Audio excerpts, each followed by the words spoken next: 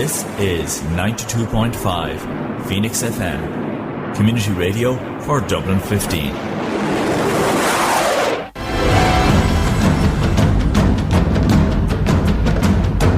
Broadcasting from the Blanchardstown Centre, this is Phoenix FM. It is so unpredictable. How do you predict what's going to happen?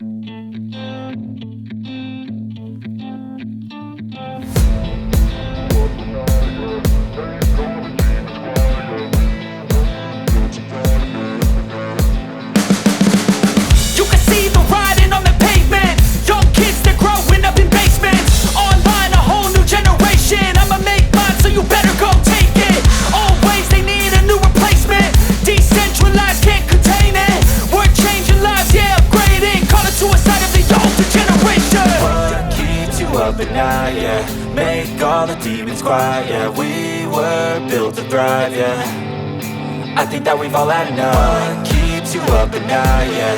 Make all the demons quiet, yeah. We were built to thrive, yeah. I think that we've all had enough. Oh yeah, I think that we've all had enough. Sick of dealing with the old plan. They know that we're calling it wrong. You got me like, oh yeah, I think that we've all had enough.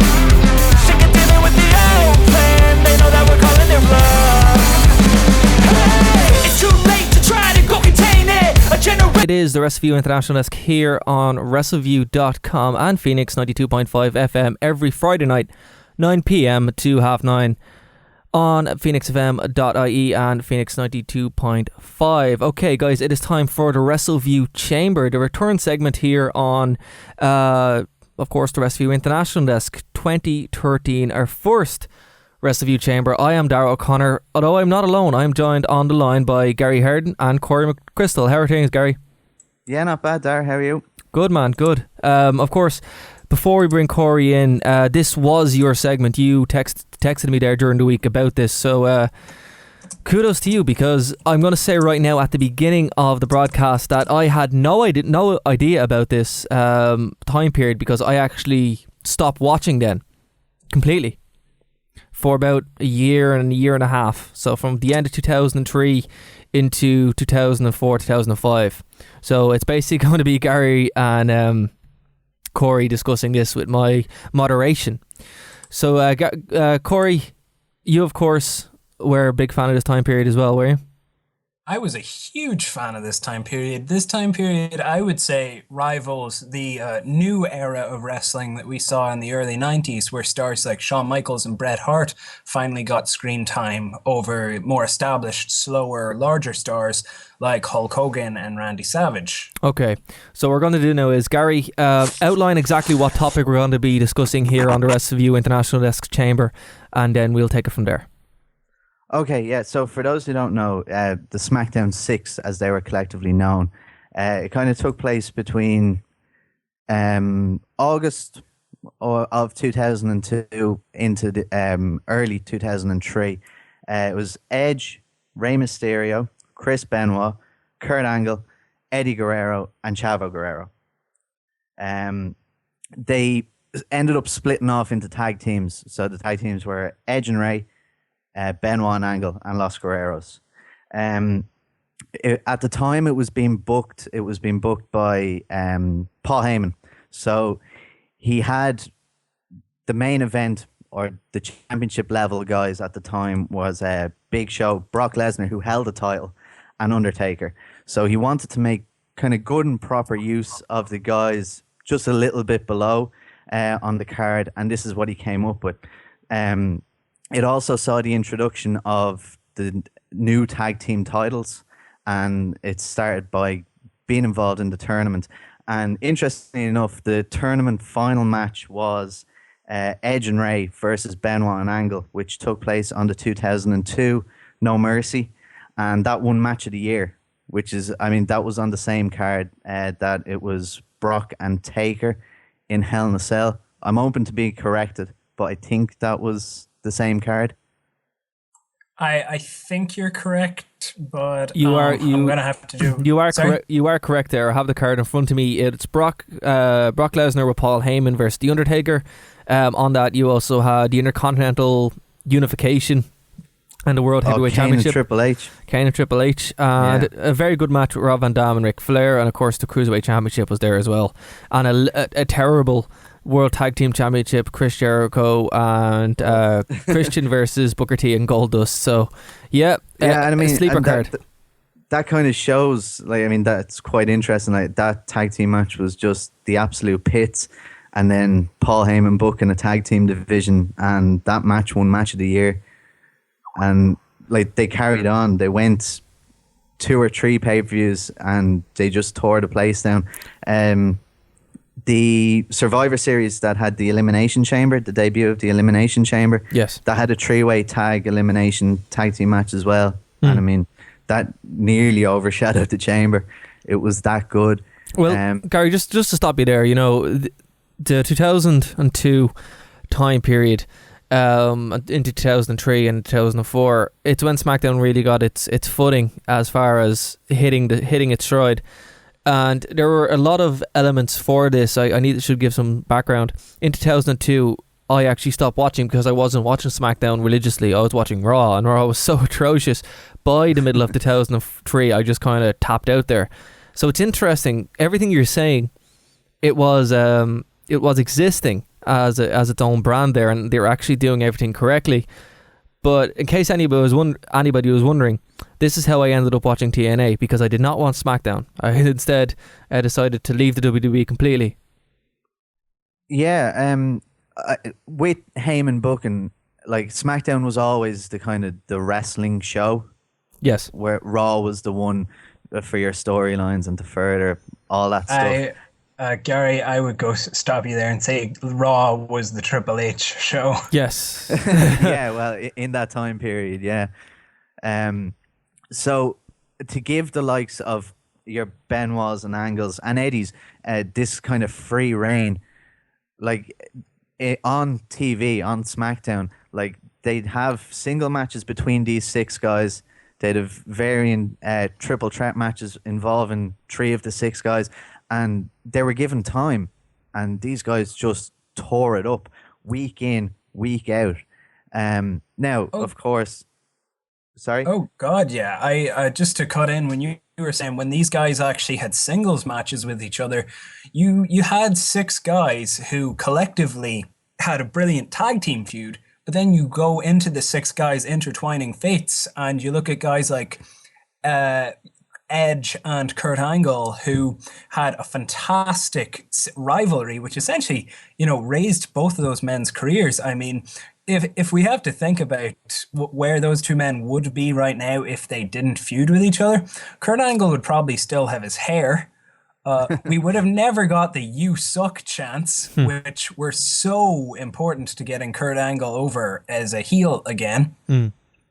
Edge would have... I actually sometimes do think that Edge would not have reached the ascent that he did if he didn't get, you know, those crucial victories over Kurt Angle that made him a legitimate threat. I think he would have stayed in mid-card hell forever. Do you think so? Totally agree. Do you think so? Agree. Because remember, he was already getting over. He had established himself as a tag team competitor and had won the King of the Ring. This is true. But it was this is the true, Kurt but Angle matches. Exactly what Gary's saying. I mean, prior to the Kurt Angle matches, Edge was feuding with William Regal in brass knuckles on a pole matches. Okay, yeah. And after the matches with Kurt Angle, I mean, I don't want to knock William Regal. He's certainly one of my favorite wrestlers, but the way that was booked, you would never see William Regal on, you know, he just wasn't as an insurmountable opponent as Kurt Angle would be considered. Particularly at this time period, you're 100% right. Gary, please continue. Yeah, just to what Corey or what we were saying, like, when they got involved in singles matches, away from the tag team stuff, because I mean the tag team stuff was on another level, and it's something that we definitely haven't seen, like tag team wrestling at that level. I mean, in the last, well, up till the present day, like, they seem to be putting a little bit more time into the tag team division now. But I mean, this is the archetype. This is what they should be looking at on how to do proper tag team wrestling. But yeah, no, the singles matches as well, anytime they got involved together. And bearing in mind, the team of Benoit and Angle was built around that they didn't trust each other. and it came from them having a singles feud that they ended up kind of becoming this tag team, because at the start of the tournament there was spaces left, so Stephanie in her infinite wisdom decided to pair people together, and one of the pairings was Benoit and Angle. And I mean, when they faced each other, I mean, those matches were just unreal, and as a team they had such great chemistry as well. And Gary, can I just ask you, I hate to interrupt, but was this the feud, because Kurt Angle and Chris Benoit feuded numerous times, was this the feud where we saw 9 chained together German suplexes? Yes. Because each man was known for chaining together 3 German suplexes. Yeah. That was their version of 3 Amigos. And there was, I seem to remember, a distinct cage match where Chris Benoit chained together 9 German suplexes. Yeah, that was from this feud, and then they ended up teaming. Unreal. And like, bearing in mind, Edge was kind of new to the singles competition, relatively, at this stage. And as you say, he had won King of the Ring, and he was a multiple-time Intercontinental champion at that stage.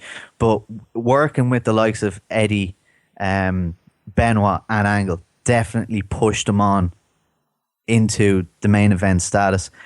Ray had just kind of debuted as well, and his style offered something to it. If there was a weak link in the 6, it was Chavo, but the match level was so high that didn't really matter.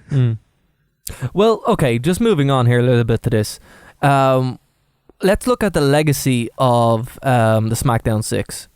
We have Chris Benoit, who is anathema right now in the WWE. Officially. Unofficially, he's still hailed as one of the best professional wrestlers to ever lace up a pair of boots. Kurt Angle's in TNA. He has a Hall of Fame legacy in both companies and is an integral part of TNA. Edge, of course, is retired due to his numerous injuries, but considered to be a phenomenal wrestler in his own right. Rey Mysterio, still kicking around, multiple time world champion. Eddie Guerrero sadly passed away, but considered to be, again, a great. And Chavo Guerrero's in TNA right now doing nothing. Who is the biggest success out of the Smackdown 6? We already know who the weakest link here is, and it is Chavo Guerrero, sadly. But Gary, who do you think benefited most from the Smackdown 6 here? Well, I mean, first off, they all went on to win world championships, apart from Chavo. I mean, you could say he won the ECW championship, but yeah, I mean, it's thin, you know. But I mean, Edge went on to be a world champion, as did Ray, as did Benoit, as did I. Probably Edge would be my choice, because before it, I wouldn't have thought he would make a one-time world champion. But to go on to win so much, Edge would be my pick as to who benefited and gained most from being involved in the SmackDown 6. Okay. What about you, Corey? I would have to agree, though. I would put in an addendum and say that Rey Mysterio's credibility was definitely helped, because really this was one of the first times we actually saw Rey, working with guys who were out of the cruiserweight division. I mean, I seem to remember previously to this, WWE had an extremely vibrant cruiserweight scene. It's true. It's very, very true. You did actually have quite a bit of emphasis put onto this, and this was around the same time period as well when Velocity was there, and they were really emphasizing the cruiserweight division before it went to die, basically. So you're right. Yes. Yeah. And it was actually on SmackDown that Rey Mysterio won his first world title. Some would say in dubious booking circumstances following the unfortunate passing of Eddie Guerrero, and also the way he was booked to lose consecutively to Mark Henry, Kane, and the Great Khali. But still, it in the long run helped his credibility immensely. But really, I would say the main victor out of this were the fans and the viewers, because these were some fantastic wrestling matches. And again, it's a shame that I did miss it. I will have to go back and have a look at it, but it's definitely a time period for a lot of wrestling fans that sticks with them, particularly when the news of Eddie's passing hit a lot of wrestling fans very, very, very severely. And then, of course, when the Benoit tragedy happened, even more so. But Gary, the question I have for you is, would this work in 2013? Could they do something like this now on a SmackDown, for example, which suffers so many issues and is in a rapid decline? I think it could be done, but you have to bear in mind that if you look at the SmackDown 6, Edge has retired. As you said, both Eddie and Benoit have passed away. Angle was never 100% to begin with, like wrestling fit.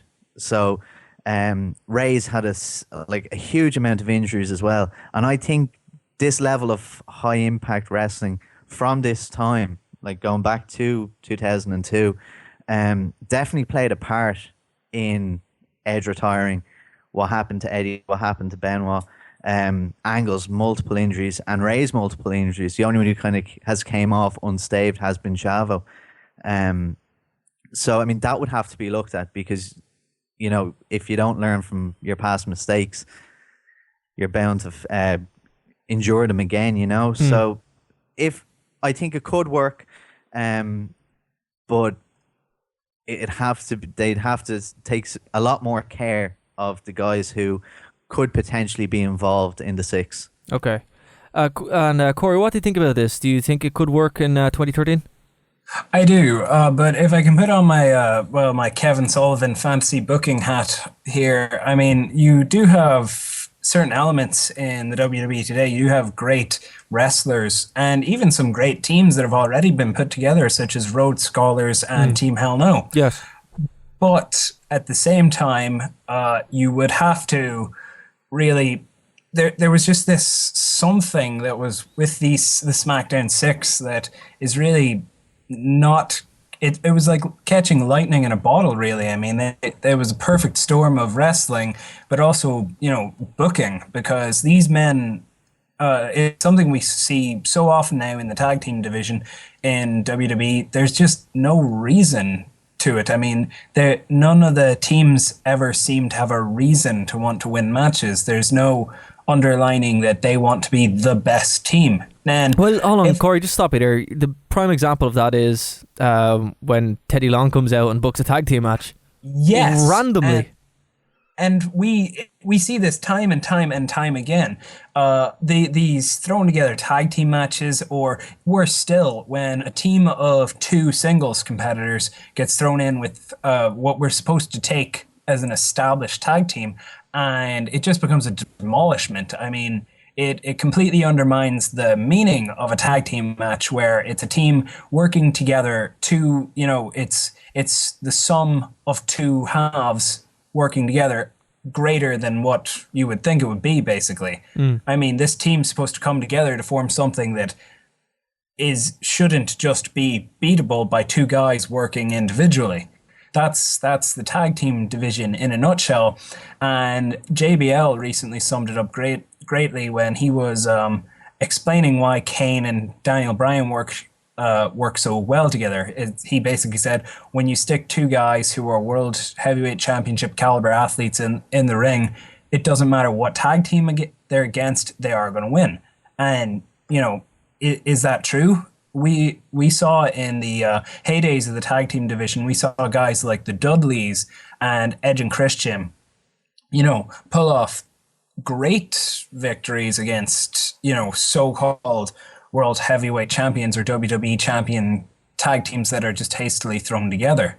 So I think this emphasis on the WWE tag team division that's already there, I mean, we have some great teams together. The personal favorite of mine would be the Primetime Players, if they were ever actually given any more momentum. I just think for this to happen, we would actually need to, well, I say we, but the WWE basically would need to have an element wherein they do have people that work well together with great tag team chemistry. And it does work extremely often. I mean, even in TNA, we saw guys who were great singles competitors like Bobby Roode and James Storm come together to form a fantastic tag team. So they need competitors like that, but they also need competitors who can work together, in singles competition.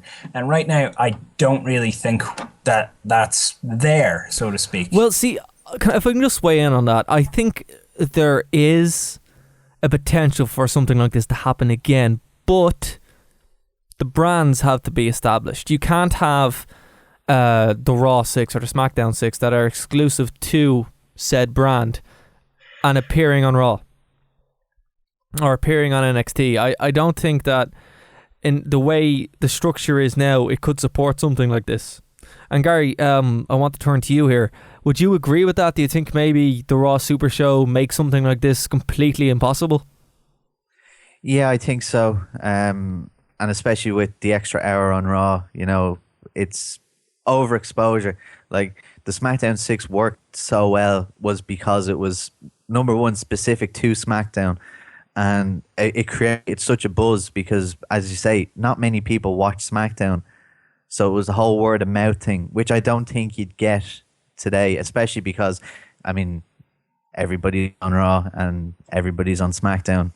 You would have to reestablish the brands as well, as you say there. And can that be done?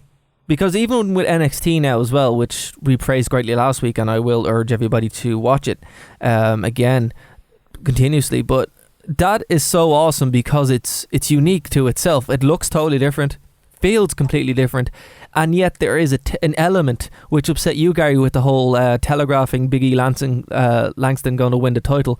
Sorry guys, spoiler alert. They telegraph it and it's slightly muddled because you have the Shield shown up on Raw. Oh wait, Seth Rollins doesn't have the belt. What's going on? But according to the thing, he does. There is this muddling of the water between the whole of the WWE, and I think that needs to be addressed. That was last week's NXT. Yes. That was televised, was the one Big E Langston won the title. Yes. And but we knew about it since about the end of October. So it's hugely telegraphed, and that's a problem. But that's a total side problem. They would have to reestablish the brands because it has to be something that's unique to the show, to one show. It can't be across the board because then you get overexposure.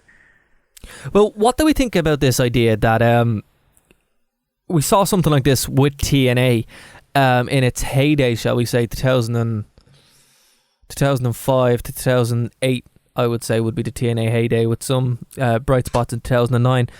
That they took a similar idea, had the set group, we're talking guys like Joe, Angle, Styles, and all that kind of group that were working together.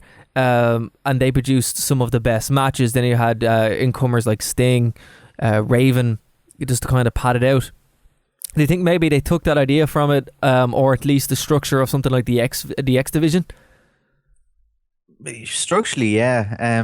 You see, the other thing as well you have to take into account with the SmackDown 6 is that they were buoyed by, like, say, having Brock Lesnar and Undertaker and Big Show at the time on top. But they were also helped by, really good mid-carders as well. Your Matt Hardys, your Tajiris, your Jamie Nobles, who could kind of, just kind of flit in. So, like, it could be Eddie against Noble or something, and they'd put on a great match, but Kurt would interfere, something like that. They, as you say, they had the padding, and they had really, really good padding.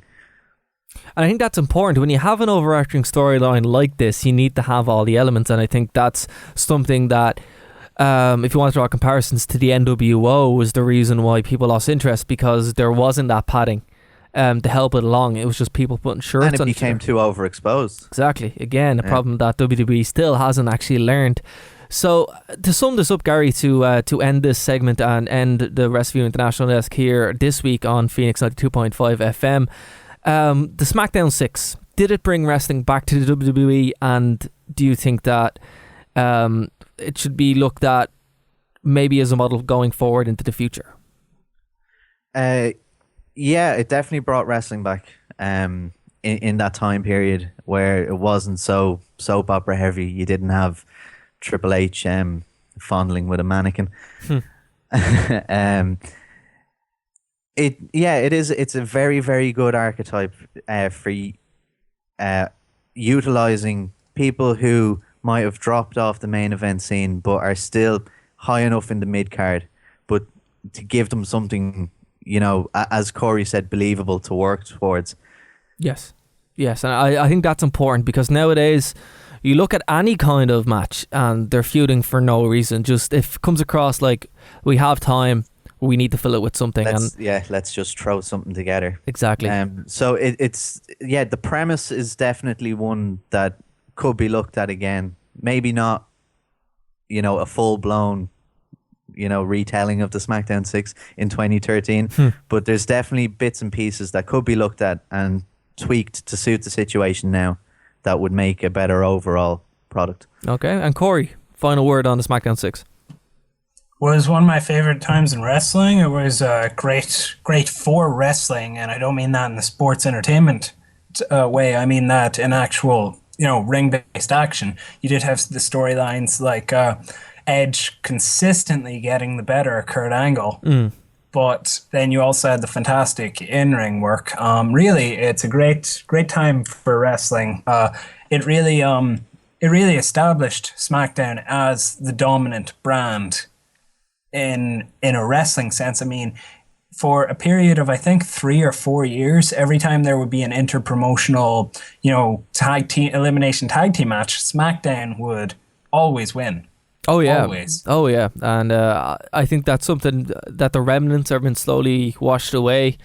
But it makes more sense for people maybe who think this was silly, or the bragging rights. If that pay-per-view, for example, had have existed back then, I think maybe it would have meant something. But doing it 5 years out, 6 years out, it just makes it ridiculous. But I think with that, we're going to have to wrap up, guys. I want to thank you all for listening in to the Rest of You International Desk here on Phoenix 92.5